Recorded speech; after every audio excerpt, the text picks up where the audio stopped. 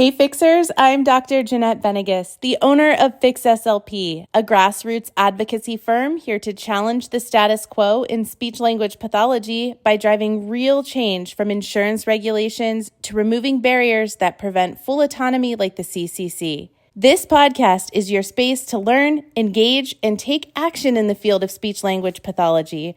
We don't wait for change, we make it, so let's fix SLP.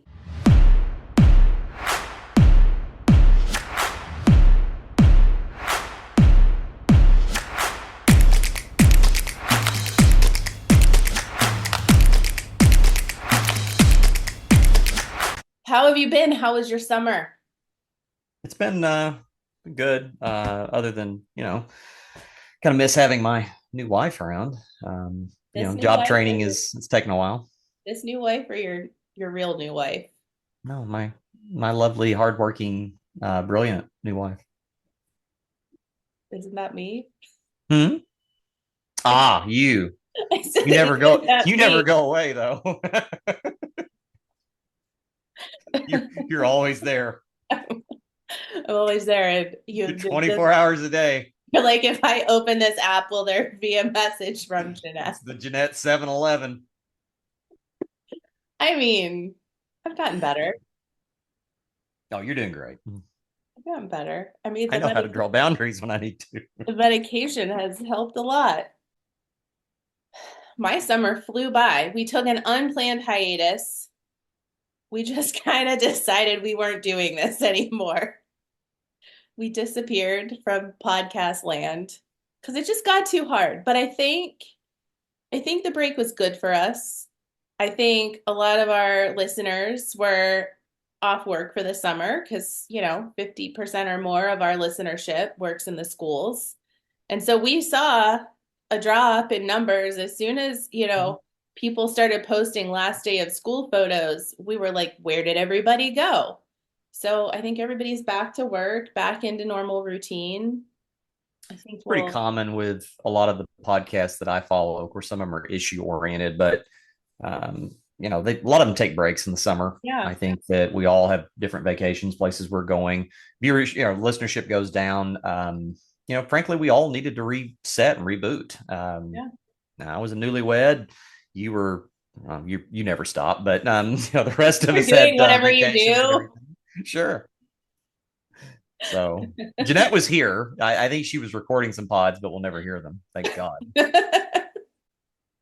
So we both had nice summers, got a little bit of time away. And then when things start to gear back up, Oh my I, God, we had a whole I'm, plan. I'm sitting there like maybe 10 days ago. And there's this huge group chat that is amongst, some of the Fixer team. And I get roasted quite often because I just have to put it on mute. And I go back and check it every few hours. And all of a sudden, it's like Jeanette is hitting the big red button saying, this is the thing. And this petition is put in front of me, which was, putting forth large part due to a fixer that came forward to us with an idea. Yeah. And then we kind of ran that idea through, attorneys and everything to put it forward this petition to send to ASHA. And it's like, Yeah. wow, we are doing this. It has to be by this date. This is how many signatures we need. And we got busy very fast. Yep. And I would love to shout that fixer out, but that fixer has been behind the scenes since Sure. before you were even around, super anonymous, knows a lot about the SLP world, knows a lot about ASHA, knows a lot about state issues, just knows a lot, and said, hey, you should probably do this because now that ASHA is trying to change these bylaws. So for people who haven't followed, there's another movement that changed some bylaws or is attempting to change some bylaws, which are good and I think needed. And they're using a particular bylaw that says we can change the bylaws with 2% membership petition. And as a result of that effort, ASHA is now trying to do away with that bylaw. They want to change it.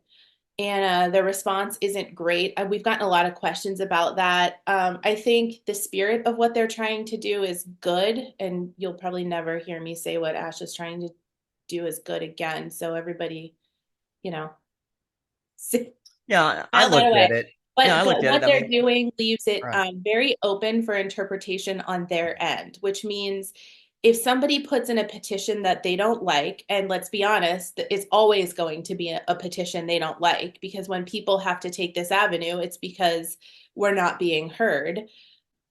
They want it to go to all membership, which is fine, but they have said that it will have to pass through the board for proper form and function. And they're not explaining what proper form and function is. And so what we've kind of seen with this other petition as we've watched, and we don't know what's going on behind the scenes, we only see what's coming out on that effort's end. But they're giving this group a hard time, and they're sending it back for red lines, and it's kind of a lot when the bylaws just say this is how you change it, this is what you do. We would have expected to see an immediate change, right? But ASHA's giving them a hard time. And so if they're giving them that hard of a time, history is kind of being written. If they get to choose what proper form and function is, they can choose proper form and function at any time. They can choose that requirement. So what does that mean? They can add to it, make it harder, make it impossible to achieve. And so that's the concern. So anyway, this fixer reached out and gave us this idea, and we got with attorneys and honestly even sent us a little money to help support the effort, which really helped. So thank you. You know who you are. So yeah, this cost us way more than we thought it was gonna cost, but it was very professionally done and submitted, and I can't imagine we're gonna be contacted for red line edits. I think it's solid. We've followed the rules. We've made sure that we submitted it appropriately, even to the point where on the spreadsheet, and this was my fault, maybe I could have checked it a little better, but I mean, shoot, we hired a computer programmer at 8 o'clock at night to help us get the signatures on the spreadsheet because Jotform would not do it. I want to stop you just for a minute because there are elements of this story. And when it started going, I thought, this is it. This is Fixer season 2 has arrived, and it is a runaway beer cart careening down a hill, will not be stopped, must not be stopped. And we get these forms in, and that jot form thing, I've got to tell this story. So Jeanette works out this arrangement where the petition is available through this signature company jot form that we send out these emails to. Boom, we're going to do this. And we realized very quickly in the fine print that we can only get, what was it, 500 signatures per form, or not per form, per account. per account. Per And account. and that was like what, $65 a throw roughly? Yeah. Yeah. And so when we looked saying, okay, well, can we up to the next level? How much was that next level? Was it 8 grand? I don't remember. Started at 8 grand. 8 grand. Mm-hmm. So what are we going to do? We've launched this ship. We put it out on the water. We are eclipsed over 500, and now people are clicking and saying it's not working. So Jeanette and the team scramble and come up with all of these different $65 accounts. And so every time 12. we, how many? To be 12, 12, 12. 12 accounts. And so every time one of them gets to about 450, it becomes like this babysitting job. You have to watch that account because then we take those links and we switch it over to the new account. It's just kind of like we're turning the page on a big roster.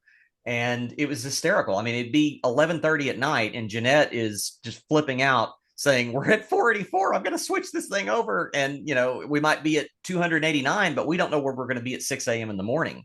So it really became an all hands on deck effort, and that part was wild. And you guys picked up a fumble and advanced it down the field Oh 30 my yards. gosh. What we did, that day, thank God I do PRN, and thank God I work for a company who is extremely patient with me. Mm-hmm. I'm a yes man for them, and I have been a yes man for 15 plus years. So they know if I say I'm going to do it, I'll get the job done.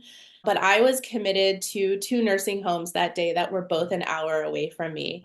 And there was also some other stuff going on as well. I was having a routine medical procedure 2 days later, and a bunch of stuff came up with them that really pushed me over the edge and made me start crying in the car for real. But yeah, I mean, I sat here when I woke up and got the notice that we weren't going to be able to have more signatures in like 40 more submissions, and these things were coming in rapid fire. I freaked out. And as the day progressed, we figured it out. But, I ended up not going to one of the buildings, and I called them and said, hey, some stuff has come up. Like, there's no way I'm going to make it to both buildings and be home in time to get my kids off the bus. I'll come see the patients on Saturday. And they were like, okay. So, I have that flexibility, thankfully. So people ask, like, how do you do it all? If I was in academia and I had to teach class, that wouldn't have happened, right? Like, we would have just crashed and burned for the day. But, I'm not in academia anymore. So I was able to kind of flex my schedule and do what I needed to do. But yeah, what we figured out was if we just gave people one link to our website, very specifically our blog, I pulled together a blog and that had links in it. And I had to change the links on the blog every time we flipped the form. So we gave all of our fixers one address, and then I was changing it behind the scenes. But what got complicated was as people were signing the form, they were then copying and pasting the URL and sharing the form. And so we were getting hundreds of messages, hey, the form is full, it's met quota. And I'm like, that's because someone shared the form and not the Yeah, website. go to the link on the site. Yeah. Yeah. So that was my fault. But I chose Jotform because, the change.org, which is what a lot of people use, they solicit money from people. Right. And with our initial petition that we had that really ended up us not being able to use for anything, people were donating, thinking that the money was coming to us. And I didn't like that. And also, we weren't able to collect ASHA membership numbers through change.org. And I did not want to receive 5,000 plus emails for us having to match ASHA numbers to signatures and figuring out how to present that. I wanted something clean. I wanted something protected because, Right. you guys were giving us your ASHA number and your signature. So I wanted to make sure it was in compliance with all regulations, and Jotform seemed to be the best. But then at the end, as we tried to print this thing, we could either print out PDFs, which we thought would have the signatures. Well, it did. But what it gave us was the full petition plus the signature. So it was 3 pages per signer. The printing bill was going to be over $1,000. Yeah, I'm talking 18,000 pages. Yeah, yeah. And so the other option was to print, like, export a spreadsheet, Mhm. but it didn't put the signatures on the spreadsheet. It gave us unique URLs to every single, like a PNG URL to every single signature. And I had some people unrelated to this movement check them, and they could not open them from their computer because they were my accounts.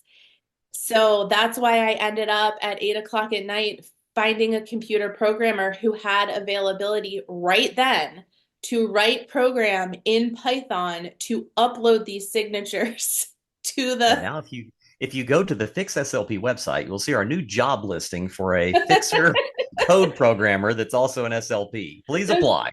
shout out to Bobby from Ohio who Yeah. freaking saved us. And I drove cash to him at 10 o'clock at night. So thanks to Bobby. But what I ended up doing is the printing bill was a little bit higher than expected because some of the signature lines went into a new page. And so at the end of our petition, there's a solid 200 pages of almost blank cells because someone's signature had like leaked into a cell that wouldn't fit. Yeah. And I could have deleted it, but I was like, no, I'm going to leave it. I'm going to leave everything. This shows the work of the signer. And so, yeah, we submitted over I think it was total 890 pages to ASHA. So yeah, that all costs money. Yeah, Those so 12 much money. accounts, and to put it into, a visual for the listeners, imagine an Excel file with each of these 12 lists of 500 names on there. And all we have is a name and the ASHA number. So we had to confirm the memberships, and we had a list at the end of maybe 250 that had to be cured and fixed. And we got a lot of great responses back on that. But the one thing I actually liked about it, and it was donkey work. I mean, this thing was just tedious having to do this, and everybody helped out. But it probably, I mean, I think I could put in a good 10 hours on it myself. It was fascinating to me, though, to see the geographic reach Yeah. of Fix SLP. All 50 states. We had people from Guam. We had one from the St. Lucia, someone in Canada and British Columbia. And that was really heartwarming to see Yeah. that outreach from different corners, and also to see that very powerful nucleus of SLPs in the Ohio, Michigan area, Pennsylvania. It's there. And shout out to Mallory, who's in Taiwan, who was helping us check too. Wow. Yeah. Mallory is a military wife, SLP, who Okay. maintains her Cs because, you know the story, why she's doing it. So she has asked to volunteer a couple times, and I keep telling her we have a project, and then the project changes or falls through or gets done before she responds. But this time I was like, we really need you. And so Mallory was, checking. She was sleeping while we were awake, and she was awake while we were sleeping. And shout out to Teresa in Mississippi and Kristen in Pennsylvania, who also helped us check those signatures. I mean, it was truly a group effort. So we had set a deadline of about September the 27th. Yeah. As you and I are recording this, it's September the 26th. So we nailed that deadline Mhm. long in advance. How many hours did it take to get to 6,000? 155. It's really good. Yeah. And And we so really only needed like 4,750 or whatever. The bylaw said 2% of the membership, which was not even 5,000. I said, let's go to 7,000. But once we started seeing the effort it took to confirm and the money it was costing us, because we take using Fearless Fixer money, sustaining partner money, we spend it with caution. Like every time I spend it, I reach out to you guys in panic, like, is this okay? So, yes. it just, I didn't want to spend the extra money for another 500 signatures that we really didn't need. It wasn't going to make a difference in the result. Mhm. I think we proved our point. We collected 6,000 physical Yeah. signatures, and actually a little over, because if you guys were submitting before 500, Jot form would still accept it. So like the first one, because we were collecting so rapidly, we got 512 signatures out of that one. We did close the signature period. So I've already heard from half a dozen SLPs who said, hey, I want to sign this thing. I can't now. We did close it because it had to be a finite amount in order to submit and transmit to ASHA. But I think if we had kept that thing going, Jeanette, by the end of October, we would have well eclipsed Yeah. 10,000. Yeah, for sure. Because I've gotten a lot of messages too. So printing was kind of expensive. We found a 20% off coupon to save Mm-hmm. some money. Thank you, Elizabeth. We've been scrappy. I called the lawyer to see the best way to go about this, because we really wanted to make sure they got it before. Right now they have a public comment period open on the change that they personally want to make to their bylaws, and they can do it without us. All they need is a 2/3 majority board vote to change the bylaws, so they're probably going to do it, which is crappy. But they've not had a thing to say about this bylaw until ASHA members started exercising their right to use it. And to me, that's an exertion of power and control, like power over people, that I have a real problem with as well.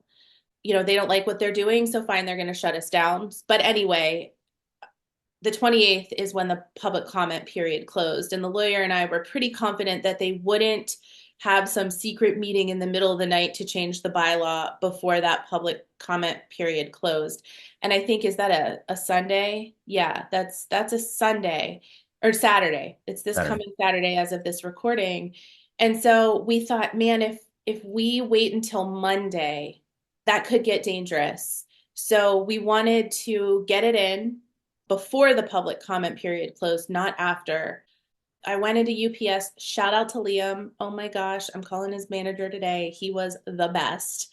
Liam was amazing. So Liam went through all of my options with me. We weighed stuff to see what we were looking at for shipping. He packaged it up beautifully. Like he went above and beyond. I just can't. If I ever have to ship something from UPS again, I will drive an hour to go see Liam. Yeah, he's like, for 10 extra dollars, you could get it there at 10:30. So Hmm. I did overnight to get it there today. I shipped it yesterday. The only And thing I'm worried about, do you think anybody will be there? We're talking about the ASHA office. someone is always supposed to be there. And that was my concern too. 2 day shipping was going to be like $20. But are they there on a Friday, and do they leave early? We don't know. Nobody knows. but there is always supposed to be someone there during business hours. And so I paid more money to get it there today, Thursday, to Yeah. avoid tomorrow completely. And then for 10 extra dollars, I could guarantee delivery by 10:30 a.m., which as of this recording is in 3 minutes. I So know. Yes. I just looked at the clock. yeah, It's 10:27 Eastern time. yeah. This thing is probably arrived. You should check your tracking, so I it's will. there. Yeah, while we're recording, I'll check it. Do you remember how many pounds that was? I actually, you know what? Yeah, it's fine. You I can look at didn't, his side of the scale wasn't working. oh, So I actually don't know, but as we're talking, I have the receipts. I have multiple receipts. Like I had to pay for printing and then I had to it took over an hour. So I went to the town that I was working in to the UPS there and I dropped it off, worked with Liam on that. First went in to tell him what we were doing, see what our options were, because in the letter, the cover letter, I wanted to let them know that yes, they were receiving an email, but also it was coming. We originally put certified mail, but I wanted to get the name of what we were using. So Liam got me all set up and then I changed the cover letter in the car, sent it off, sent it off to UPS to print for us. And so he had it ready to go when I got wow. off work. It was Yeah. all packaged up, ready to go. So it was 10 pounds, 3.2 ounces, 11 Okay. fillable. Yeah. Hmm. You do double-sided printing? No, Oh, okay. and I also included all of those cells that had like one scribble of the signature on it. So Okay. that was like, again, a solid 200 pages of like all empty cells and one Right. cell with a line. And I didn't realize that until after I had emailed it to UPS and it was already printing. And I was like, Mm. I could open these boxes and take these pages out. But you know what? That's part of their signature. And I don't want to give them any reason Yeah. to not accept this. We even had I don't know how any of us missed it. And even it was days that this petition was out before someone said, "Hey, there is an error in your red line." It said Certificate of Clinical, I don't remember what, but it didn't say competence. It said Okay. so spell check had auto corrected it without with us missing it. Oh, And what we did was we also changed the cover letter to say we acknowledge this mistake. It does not change the intent no. of our petition. And again, the lawyer wrote this verbiage, but basically it doesn't change our intent. And initially we had gone and changed it back.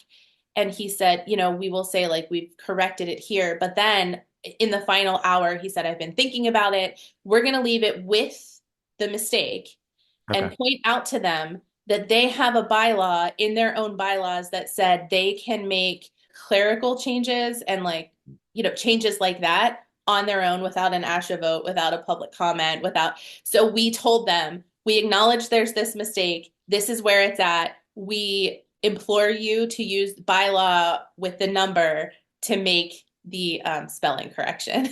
So that was it. We left no stone unturned. So if they don't do this, it's not because of us. It's because of So their. I'll ask the next question. I know a lot of people are wondering, what is this? What do you think or want to see here, Jeanette? I've got a few thoughts of my own, but I Yeah. want to hear yours first. So the intent of this was to force financial transparency. And the way that that will be forced is by charging fair market value for the CCC, which is a product. We are buying a product. It's like going to the store and buying a package of toilet paper, which fair market value is what these days? I have no idea. Let's call it $5. But they're charging, Target is instead charging you $500 and using that extra $495 to cover the cost of their paper towels or their Target Circle membership. That's what they're doing. They're charging you the Target's charging a significant amount for the toilet paper, which everybody has to buy, to then cover the cost of the Target Circle membership, which only moms like me use who are crazy and get sucked into the $5 offers. So that's essentially what ASHA has done with the CCC. Per their tax forms, the CCC, that certificate costs approximately $12 to $20 per certificate holder to maintain. Instead, they charge us $200+ at the same time for the membership, which is actually optional. They are currently charging, I think, $29 to maintain. We all know that it takes more than $29 a person to run a membership program. It is why they don't have competition. No one can compete with them, which is an entirely separate issue that we have addressed over the last year privately.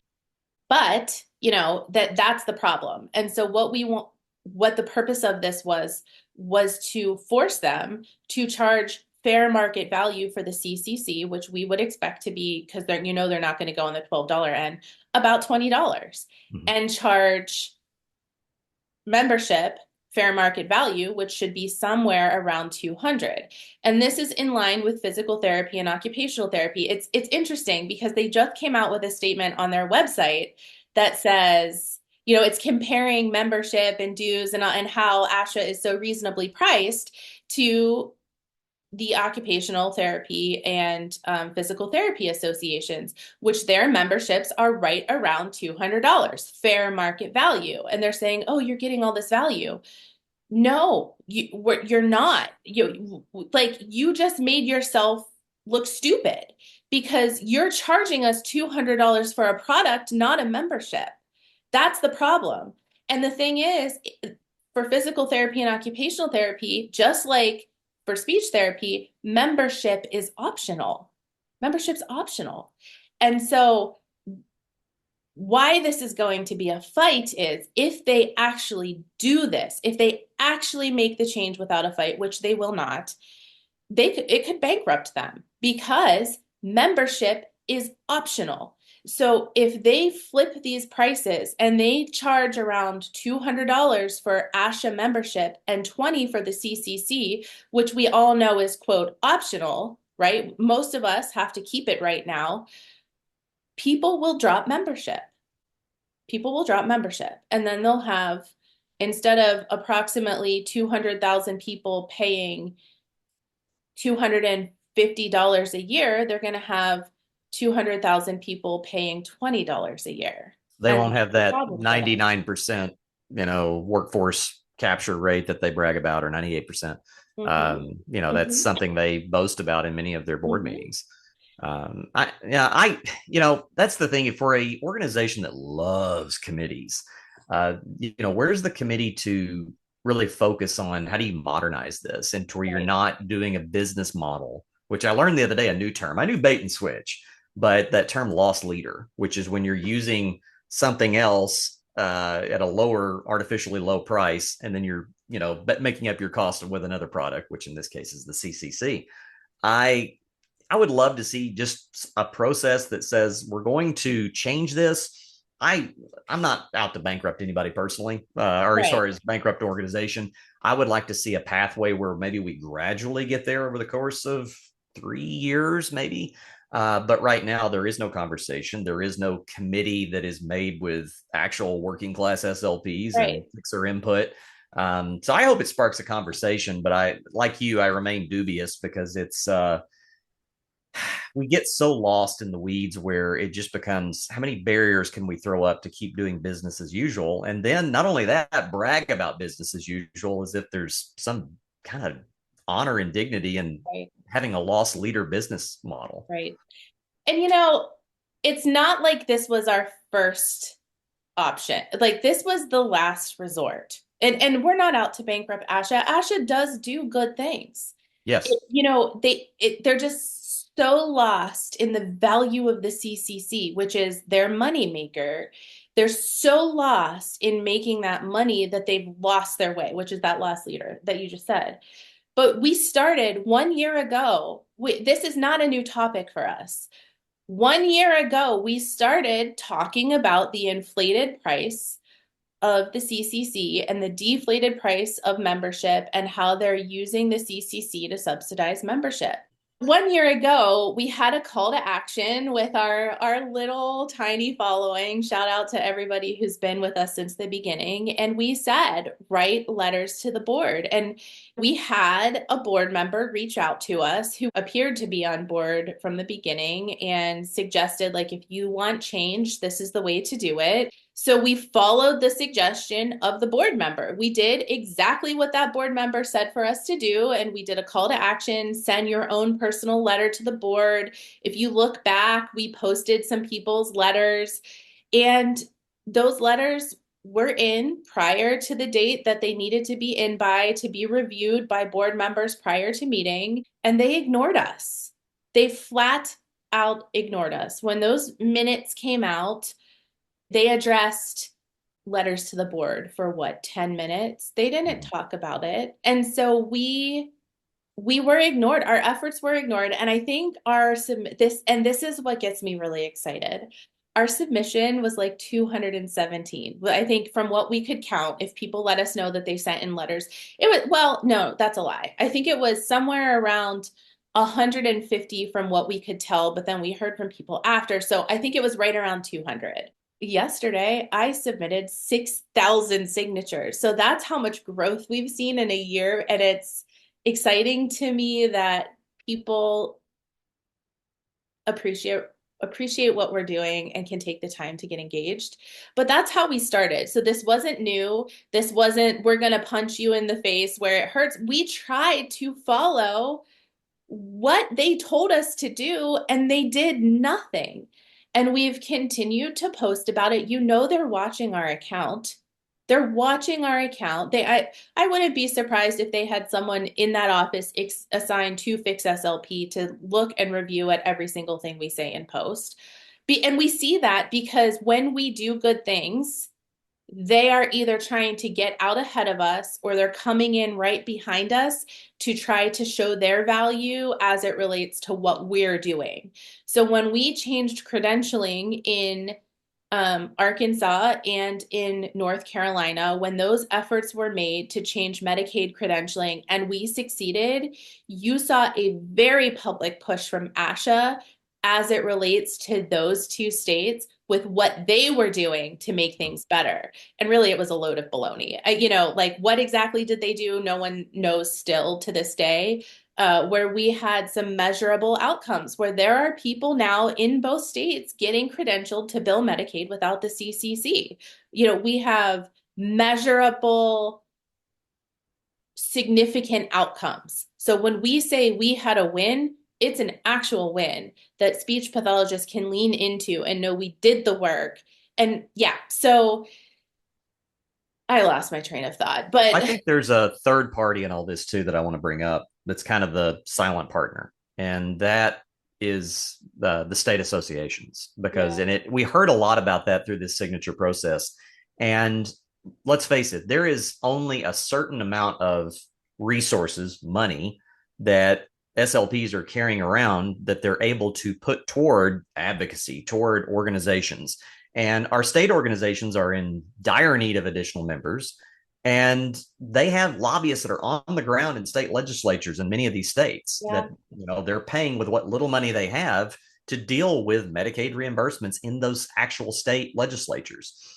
If you have a national organization that is boasting that it's sucking up 99% of the workforce's resources into selling a product which actually costs $12 to $20, and they're charging $225 for it, then those are resources that are being robbed from a potential use within these state organizations. yeah, So I think they're watching closely. Many of them have been on the pod. We want them to come on the pod to talk about their issues because some of them are doing just incredible things. So it's not that we're just saying, ASHA go kick rocks and go into the shadows. It's saying perhaps this big Leviathan sort of national organization that's trying to be all these things is not quite succeeding in its mission, and perhaps can modernize itself to where it's more nimble to its tasks without overshadowing everybody, losing the autonomy and sort of the go get them kind of spirit of the SLPs that you and I have met. And then yeah, also just kind of telling the state organization, sorry, we took all the money. yeah. And That's to me the third partner. I we remain steadfast in reporting or not reporting, in supporting these state organizations. And it hurts my heart a little bit. I know we came out of the gate hard. We dug in with Big Daddy ASHA, but it's the shock value, right? Like we are good people doing good work and making the changes that clinicians want to see. And yet, the majority of these state organizations refuse to talk to us or write us nasty emails. We've received a few of those. And have this like private agreement not to engage with us. And we know that that agreement exists. We have moles everywhere. There was a meeting with ASHA where the presidents, ASHA helped the presidents come up with verbiage on how they were going to respond to people inquiring about the CCC. ASHA told these presidents, if you're contacted about the requirement of the CCC, forward those emails to us and we will respond for Yeah. you. Yeah.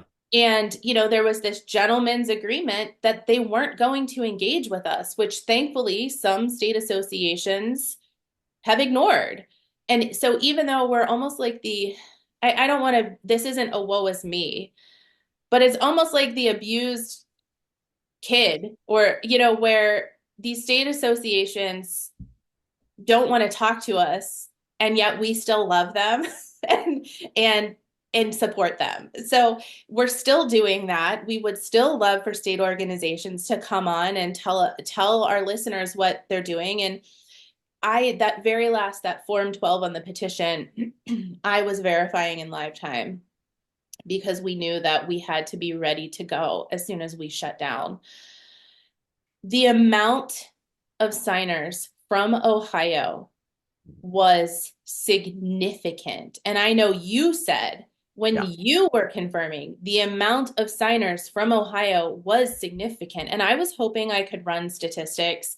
There is no way for me to know how many Ohio signers we had unless I go back through all 600 and, I think I and was the only one. There was somebody else in the counting re-verify. team that was marking them. I was putting Yeah. state abbreviations next to them, Yeah. but And from the maybe ones that some, I did, Ohio led the way. And California and Texas are going to have a lot because of their population, but yeah. Ohio definitely per capita just punched a big time above its And weight. you know what? Maybe if anyone wants to volunteer to look into what states are, it would be a re-verification process. We don't have the manpower to do that again. But hey, if I could get 12 to 24 of you, I'm putting the call out there right now. If you would like to go through our petition to pool the states, I would love to see where people were signing from. Let's do that. We could Let's do take like a cool heat map too. yeah, yeah. That'd be neat. Let's take a look at these petitions. But what I did do was I reached out to my state organization and I said, hey, Ohio is engaged.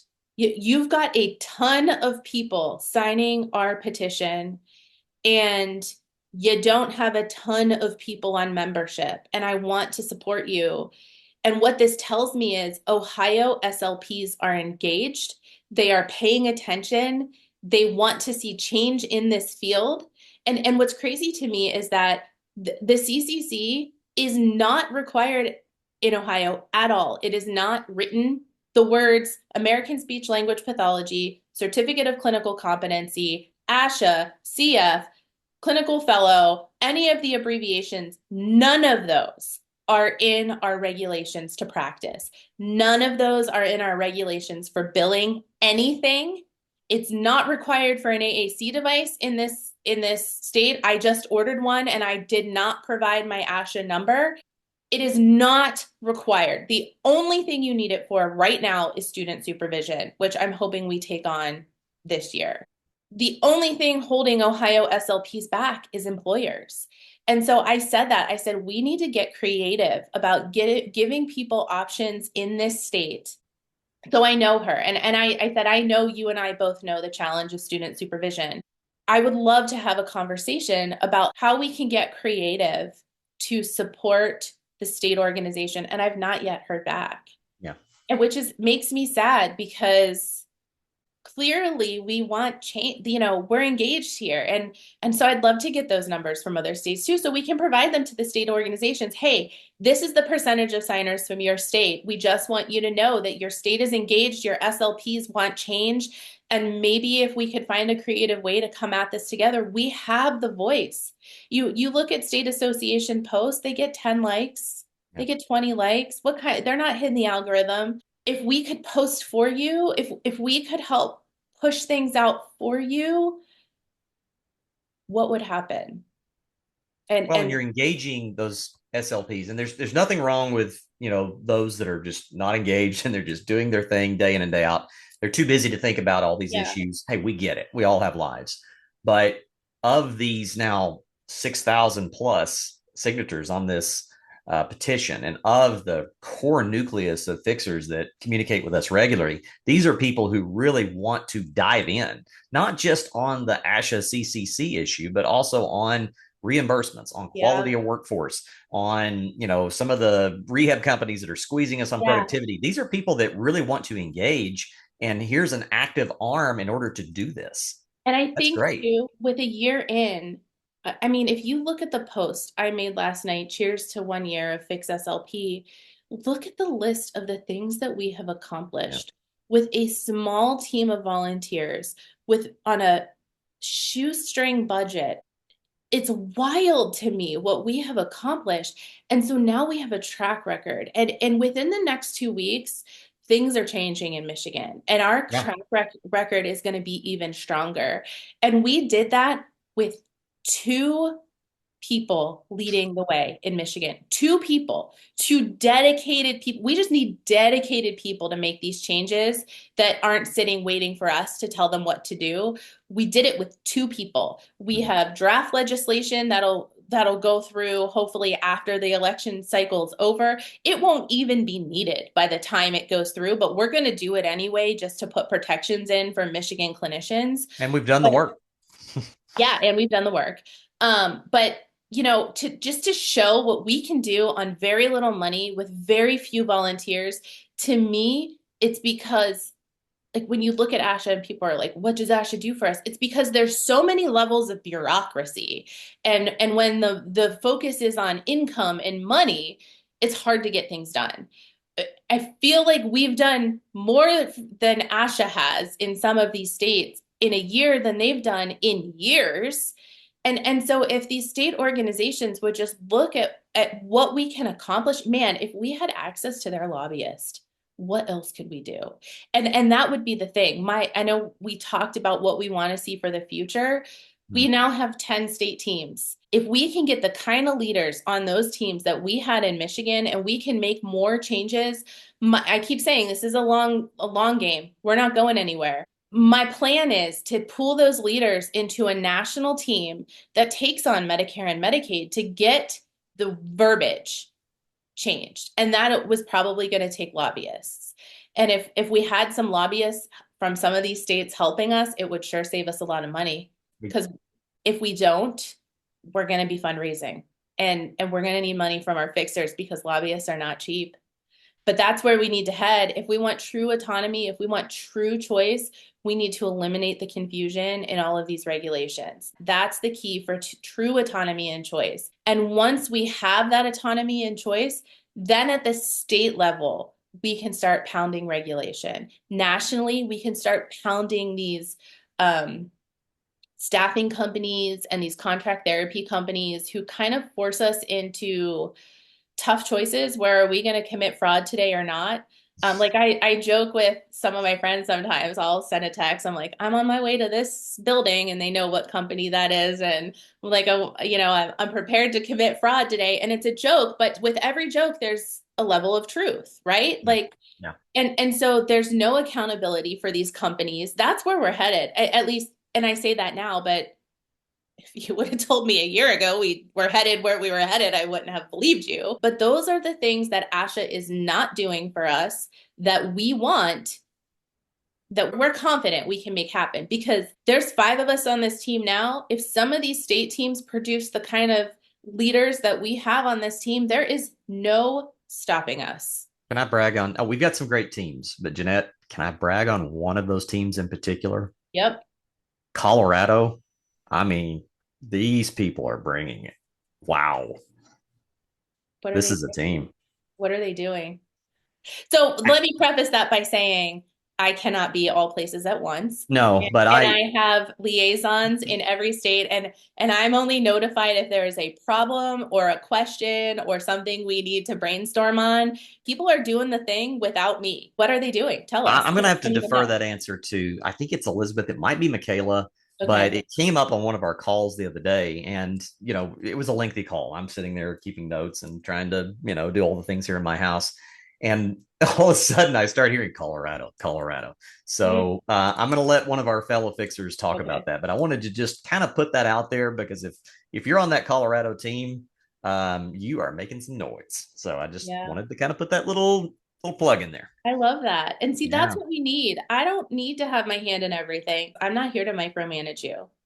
You know what our goals are. What does the state want? We're not here to tell the states. I have tried to attend every single launch meeting to introduce myself, to say I'm accessible. This is how you get a hold of me. Like, certainly communicate with your liaison, but if there's a problem or something you need or you just want to chat, this is how you get with me.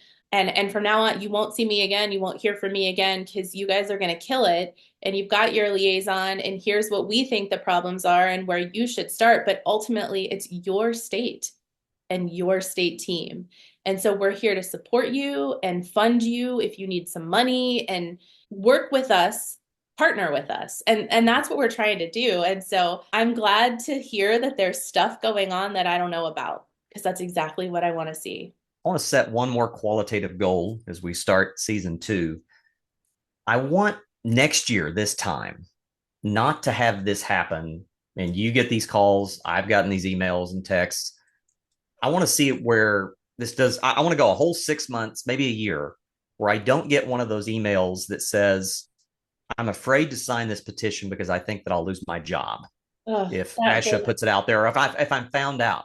And that level of just Orwellian fear, it's Mhm. there for a reason, and Mhm. that is just shameful. And I want that to go away because it just breaks my heart that there are clinicians that are that afraid that if they just speak out, speak their mind, that somehow they're going to get ethics violations or they're going to get their license ripped away from them, which is not a bloody license, but it you get those calls, Jeanette. I hear All them. the time. It's so sad. Yeah, I even got a message from someone, a very concerned, well-meaning fixer, and I don't judge it. I love it, but this week has been a lot. 2 nights ago, I literally got 3 hours of sleep in an effort to get this petition in. And so I did some lives while I was driving to work, and someone messaged and said, "Hey, in a lot of states that what you did was illegal, and you don't want to give ASHA a reason to like submit a police report." But that's the level of fear that fixers get, and I hate it. While you get ready to cue this up, I want to say, in the spirit of trying to be accountable to feedback, we had an idea that we bandied about last year. We were going to call it clinical war stories. So we have a toll free number that we encourage people to call. They get about 90 seconds to, you can tell us something, that a good story that happened in your clinical practice, a tough story, a challenge that you're facing at work, a challenge that you're facing with a bureaucracy or ASHA itself.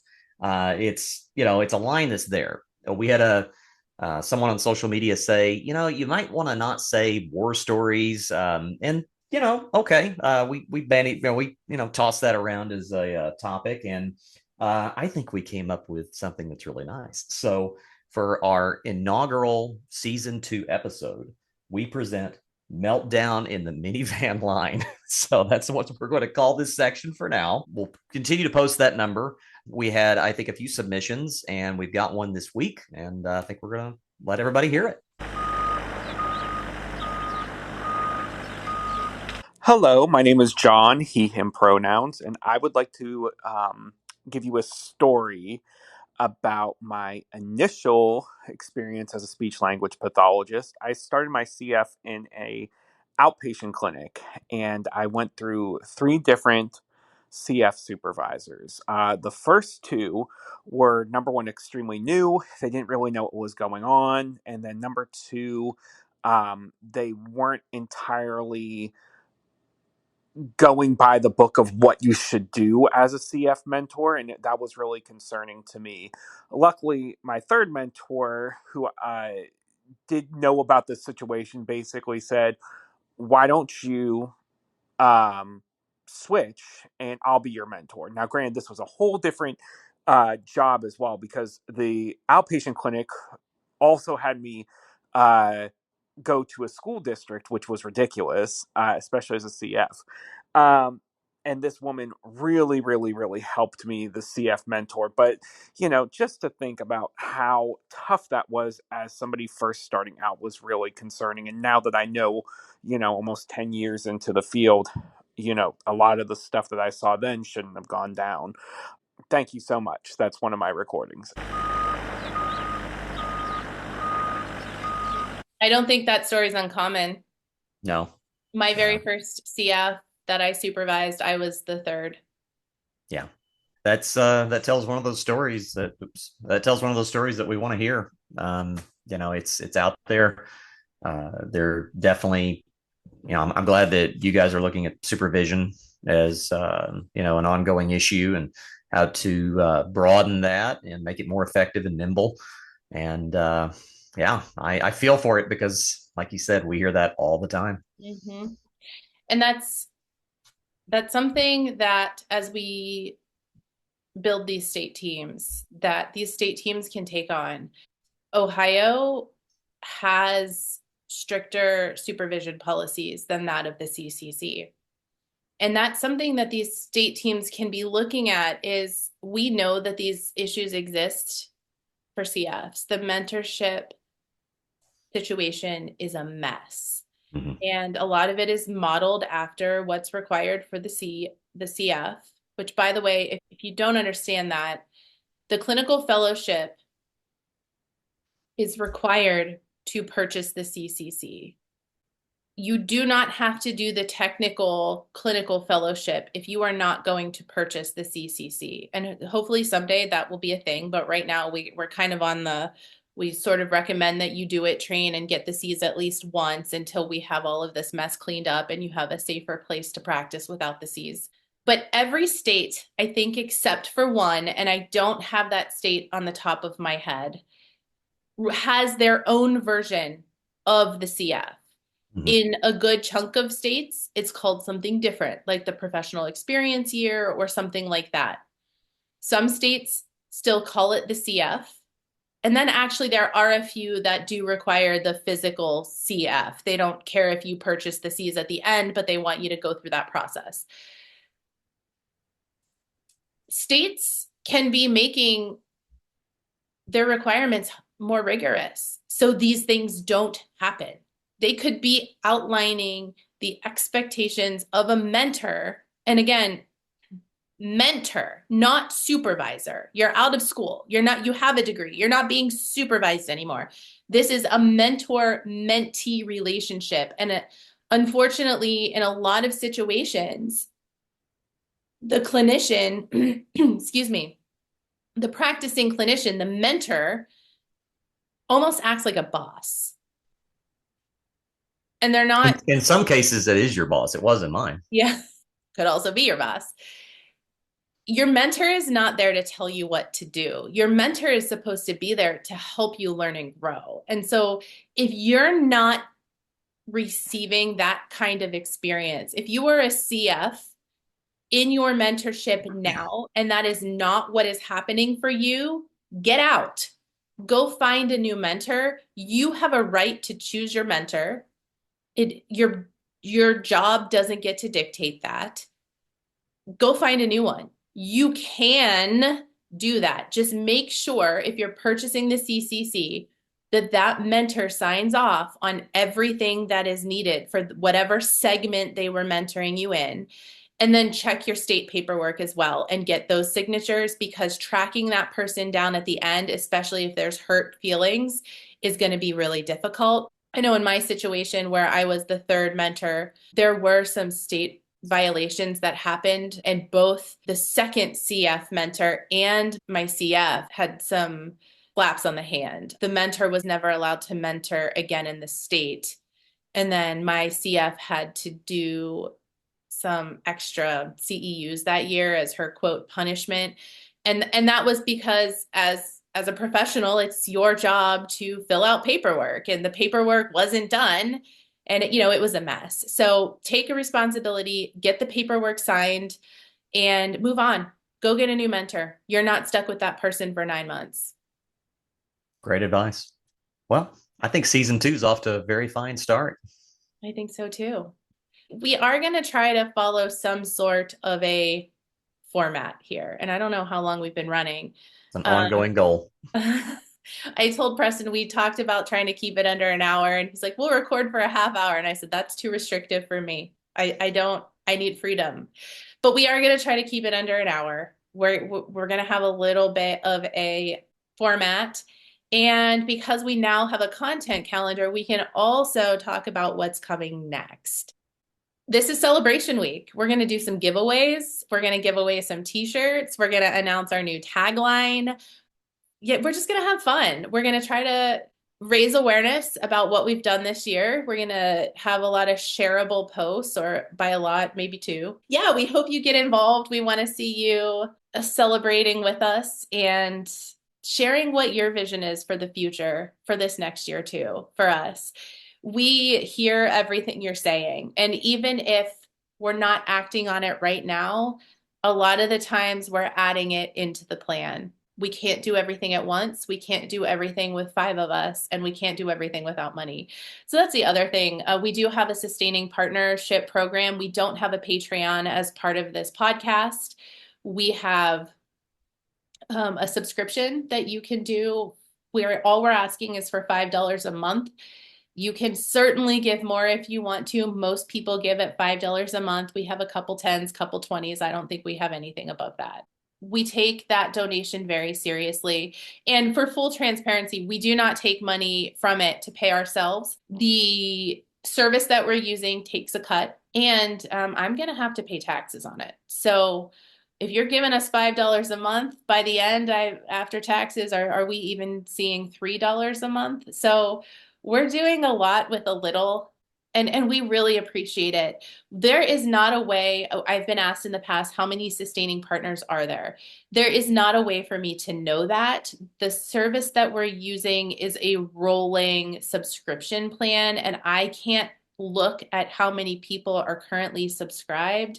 It acts like an e-commerce site. So every time it bills that monthly subscription, it looks like somebody purchased something off of our site. And after nearly 9 months of doing this, between t-shirt purchases, and it also mixes in with email subscriptions, and we have about 3,000 subscribers. So yeah, I'd have to go through 3,000 plus names to see who has purchased something and who has subscribed and flesh that out. I don't know. I suspect it's maybe at $5 a month, as I look at what comes in on the statements, somewhere around 200 subscribers, give or take. There's always people unsubscribing and subscribing. It's enough to keep our back end going with a little bit left over every month. And we squirrel that away for things like what you saw this week. So if you'd like to be a sustaining partner, we would love for you to walk beside us and do that. You just head to fixslp.com. There is a tile on our homepage. Oh, another big plan for this year. These state teams are working on state-specific employer education materials. We will brand those out. You probably will not see those until the new year. It's a lot of work. It's an enormous project. But also for that, I need a place for those things to live in a professional way that has a very good user experience. So if you come to our website, there needs to be an easy way for you to access those materials without having to click out to a Google form and copy and paste or what have you. So the long-term plan is to get a real website. Real websites cost money. I spent a couple weeks prior to this petition soliciting quotes. We have to meet as a team and see what we're willing to spend.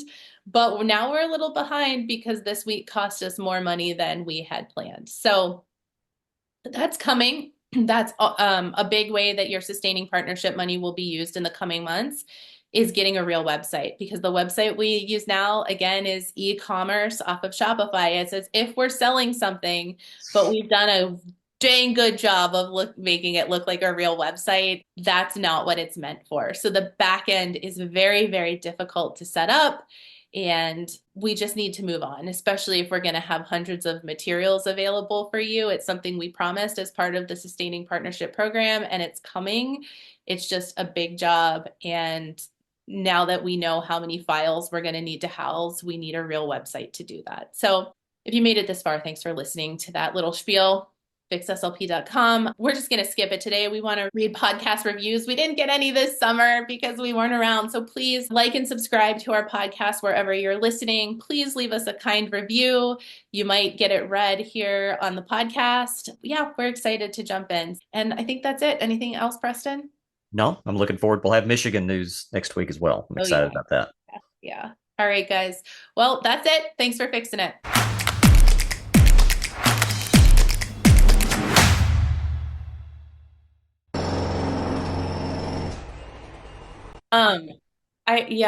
I missed you. Well, I've missed you as well.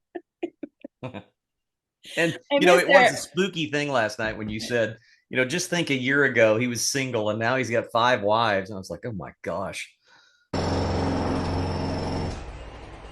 I mean, come on now. That's cute. It is. You all look fantastic. That cheers to 1 year in our PJs.